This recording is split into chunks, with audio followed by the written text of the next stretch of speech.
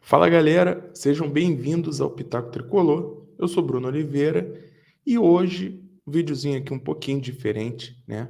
Vamos trazer para os amigos aí falar um pouquinho sobre Cuiabá 0 Fluminense 1, segunda vitória do Fluminense no Campeonato Brasileiro, vitória que nos tira da lanterna do campeonato, nos dá um alívio, um respiro, né? Fazer um breve comentário sobre esse jogo, até porque a ideia desse vídeo não é para isso, né? Mas falaremos que eu acho que não dá para deixar passar batida. E vamos trazer também mais uma exclusiva aqui no Pitaco, né? Pelo menos acredito eu que ainda seja uma exclusiva, você vai saber em primeira mão aqui.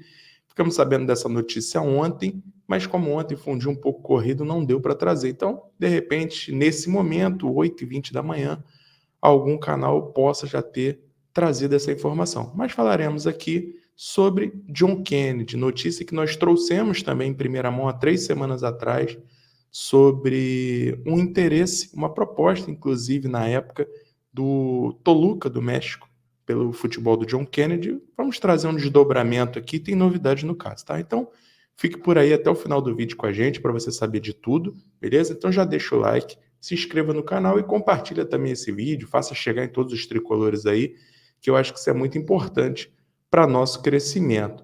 E caso vocês queiram dar uma força também com o Pitaco com relação à parte financeira, tem um botãozinho aí embaixo escrito Seja Membro, então dê essa moral, entre lá no nosso grupo de WhatsApp, faça parte da nossa família Pitaco aí, beleza?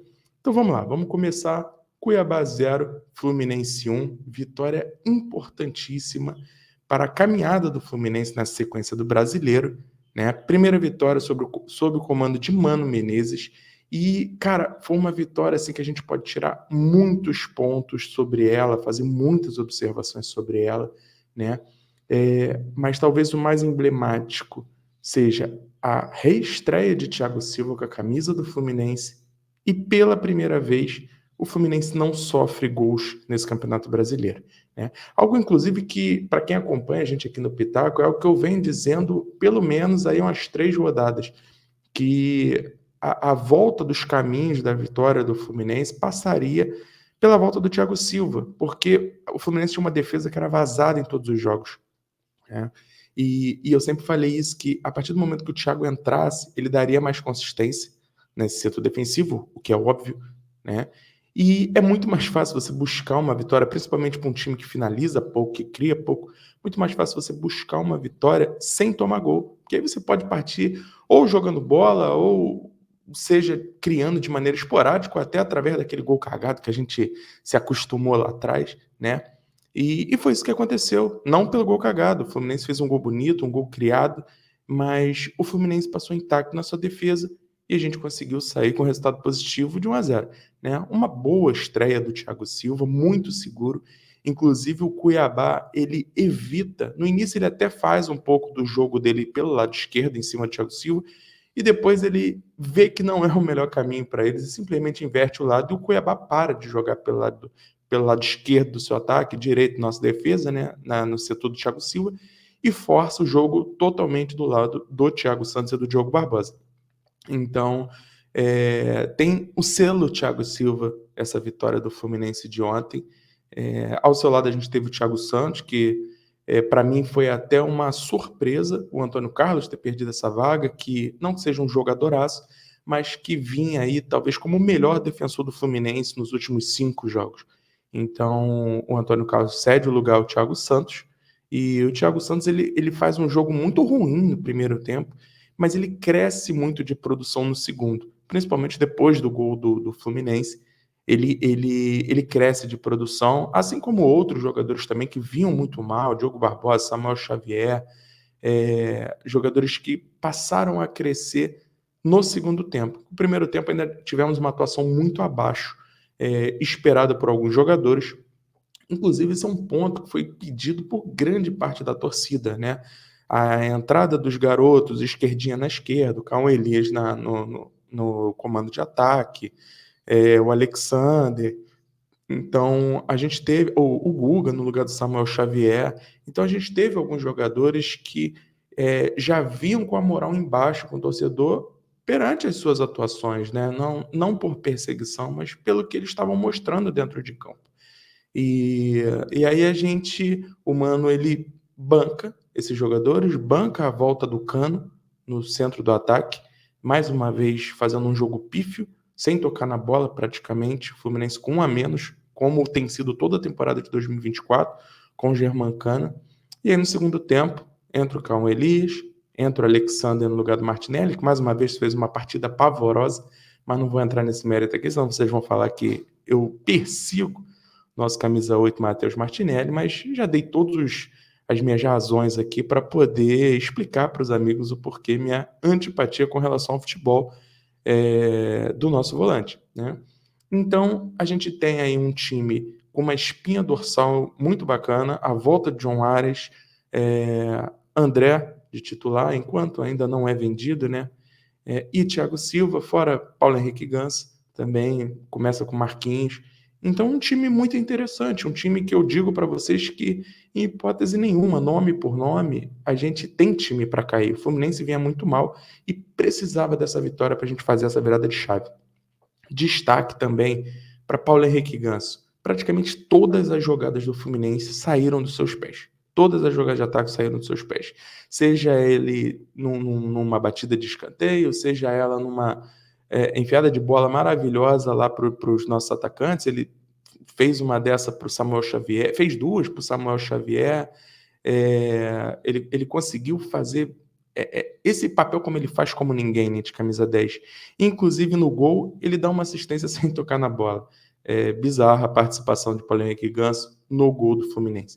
Então a gente pode dizer aí que o Ganso ele tem sido um dos principais responsáveis, por mais que seja um jogador que seja muito cobrado, tem uma crítica muito forte por parte da torcida, é um jogador que tem participado muito das bolas ofensivas do Fluminense, inclusive marcando gols, pisando na área, coisa que o Ganso não era acostumado a fazer. O Ganso com o Diniz, ele descia muito, às vezes até para fazer a saída de bola na defesa. Então, o Fluminense, ele volta a vencer fora de casa no Campeonato Brasileiro, depois de quase 8 meses. A última vitória foi contra o Santos, lá no Campeonato Brasileiro de 23, mais de 200 dias sem uma vitória fora de casa.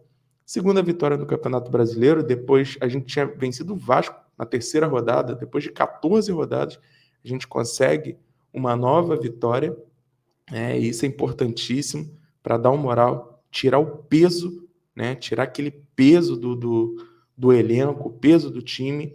A volta do Aras, né, significativa, porque parecia que o Fluminense só ganhava com o Aras volta, a gente ganha. E mesmo o Aras não tendo feito um jogo brilhante, mas mais uma vez é o responsável direto de gol do Fluminense, né? Mais uma participação em gol.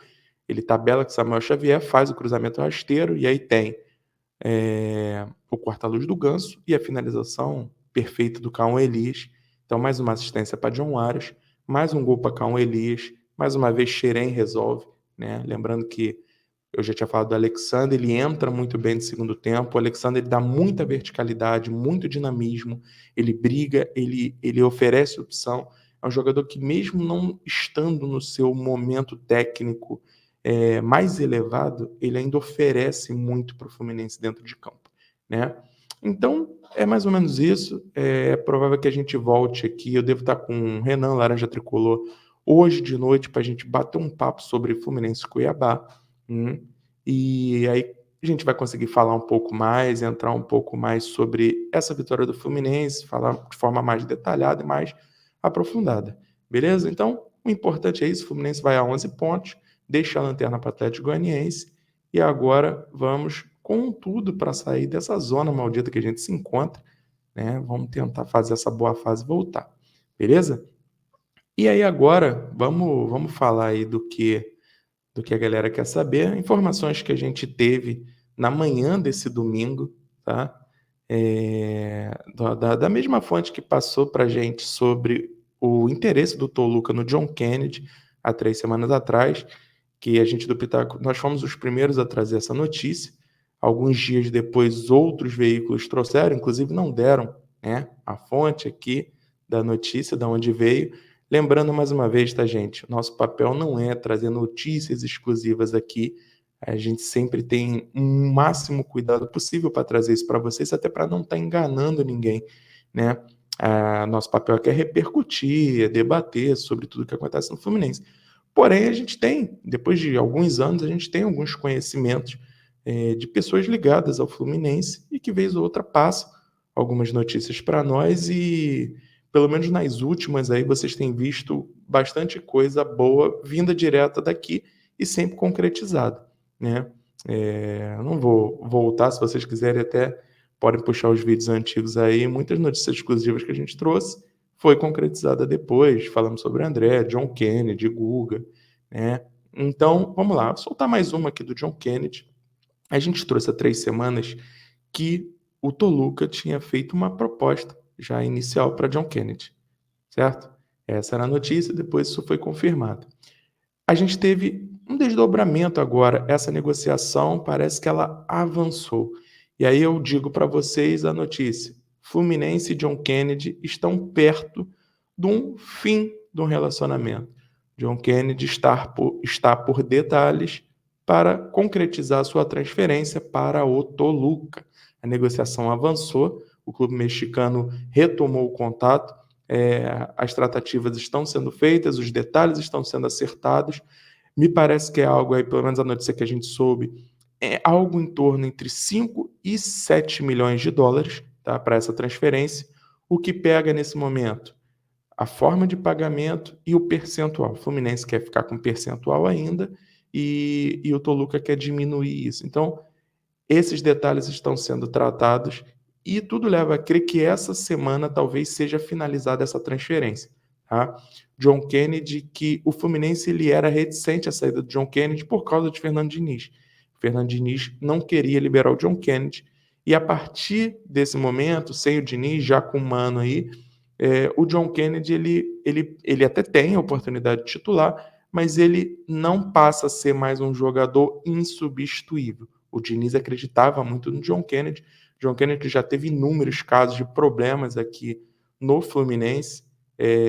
Tem muito talento, mas proporcional ao talento de fazer besteira, né? Cometer atos de indisciplina. John Kennedy que não vem bem fisicamente. E então é isso. O Toluca voltou a toda por John Kennedy e a negociação deve ser sacramentada essa semana. Se a gente souber de mais alguma notícia, mais algum detalhe, a gente vai trazer isso de novo para vocês aqui durante a semana, mas é isso. John Kennedy está com um pé fora do Fluminense, beleza? Então, é isso. Deixa o like de vocês aí, se inscreva, tá? E compartilha também, dá essa moral pra gente, beleza? Então, saudações tricolores, fiquem bem aí e até uma próxima. Bom dia aí.